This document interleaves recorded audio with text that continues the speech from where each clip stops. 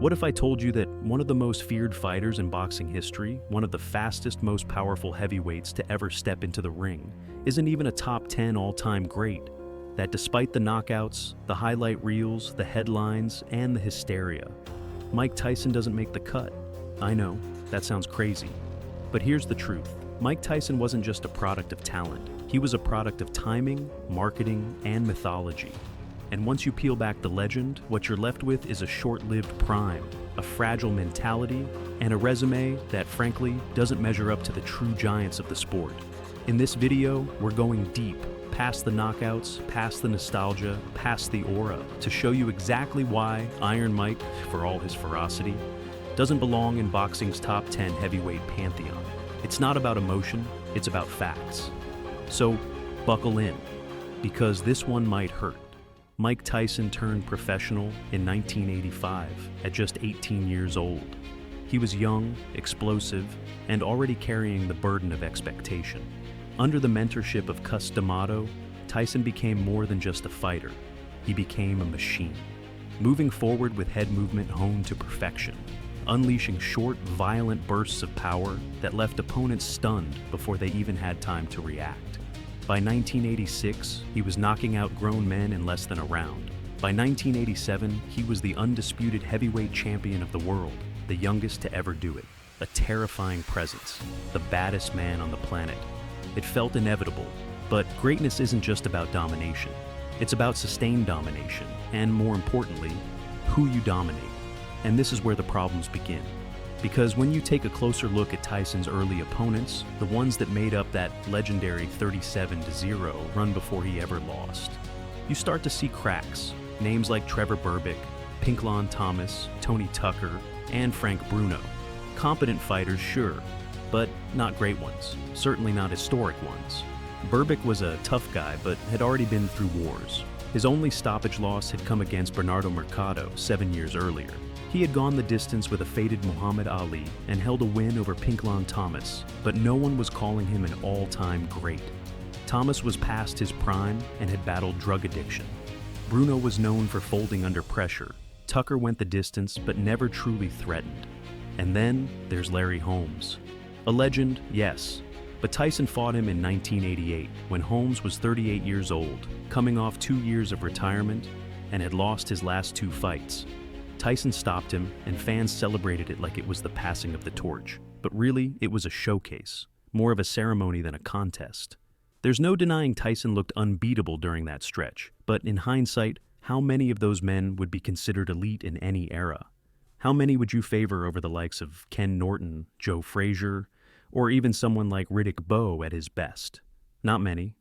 And that's the point. Tyson didn't clean out an elite field. He cleaned out a transitional era. A generation of fighters between legends. Now, before we continue, if you've made it this far and you appreciate deep dive boxing breakdowns like this one, do us a favor. Hit that like button and subscribe. All right, back to Iron Mike. Everything changed on February 11th, 1990. Tokyo Dome, Tyson versus Buster Douglas. What was supposed to be another routine demolition turned into one of the most shocking upsets in sports history.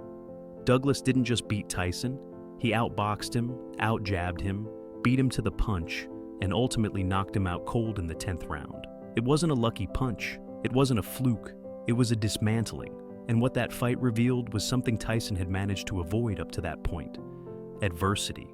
In every previous fight, Tyson dictated the terms. When he couldn't intimidate, when he couldn't steamroll, when someone stood their ground and fought back, he had no plan B. There was no mid-fight adjustment. There was no digging deep. He unraveled, and that fragility wasn't a one-off. After the Douglas loss, Tyson's career never reached those heights again. He returned in 1995 after a prison sentence, regained belts by defeating Frank Bruno again and Bruce Seldon, neither of whom were considered elite at the time. But when he finally fought another all-time great in Evander Holyfield, it was clear: Tyson couldn't hang. He was outclassed in their first fight and stopped in the 11th round. In the rematch, he completely lost control. When the going got tough, Tyson literally bit his way out of the fight, chewing on Holyfield's ear in a moment that will forever stain his legacy. Think about that. In his two biggest post-prime fights, Holyfield and later Lennox Lewis, he didn't just lose, he was dominated. And that's the key. Tyson was never able to beat an elite heavyweight who was in his prime, not once. Compare that to someone like Muhammad Ali, who beat Sonny Liston, Joe Frazier, George Foreman, and Ken Norton, all Hall of Famers. Or Joe Louis, who held the title for 12 years and made 25 successful defenses. Or Lennox Lewis, who avenged both his defeats, beat every man he faced, and unified the titles in one of the most competitive heavyweight eras since the 70s. Mike Tyson had a moment, a violent, unforgettable, era-defining moment. But it didn't last. His peak was maybe 4 years, 1986 to 1989. After that, he spent more time in courtrooms than championship rounds. He became less of a fighter and more of a symbol, a poster on the wall, a name on a video game, a curiosity in pop culture. And still to this day, many fans elevate him to the level of a top 10 heavyweight. Why? Because Tyson wasn't just a boxer. He was a phenomenon. He tapped into something primal. People didn't just watch Tyson, they felt him. The fear, the menace, the unpredictability. He wasn't walking into the ring, he was stalking it. But that aura, that emotional pull, clouds our judgment. Because boxing history isn't made in highlight reels. It's made in longevity, consistency, and the quality of opposition. And when you apply those standards, the same ones we use to judge Ali, Louis, Foreman, Holmes, Lewis, Holyfield, Marciano, Frazier, Klitschko, and others, Tyson falls short. He never avenged a loss. He never beat a truly great heavyweight in their prime. His reign at the top was short, his losses decisive, and his resume shallow at the highest levels. Even his resume after 1990 includes losses to Holyfield twice, to Lewis, to Danny Williams, and to Kevin McBride. Not only was there no second act, there wasn't even a late career resurgence like we saw with Foreman or Vitaly Klitschko. He was done as a top fighter before he turned 30. That's not the resume of a top 10 heavyweight. That's the resume of a shooting star. Brilliant, blinding, but brief. This isn't to take away from Tyson's impact. He changed the sport. He made boxing mainstream again. He brought attention, money, and a new generation of fans to the heavyweight division. He inspired fear like few others ever have. But greatness isn't measured by fear. It's measured by facts.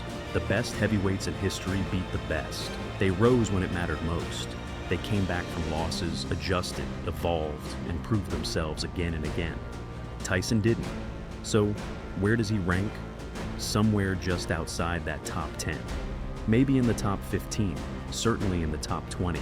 But ahead of Ali, Louis, Holmes, Foreman, Lewis, Holyfield, Marciano, Frazier, Klitschko, or even Liston, number Tyson was the king of the knockout. But in the kingdom of all-time greats, he's not seated at the round table. And that's the real story of Mike Tyson. Not just the rise, but the fall. Not just the fear, but the failure to fulfill the deepest potential of his gifts.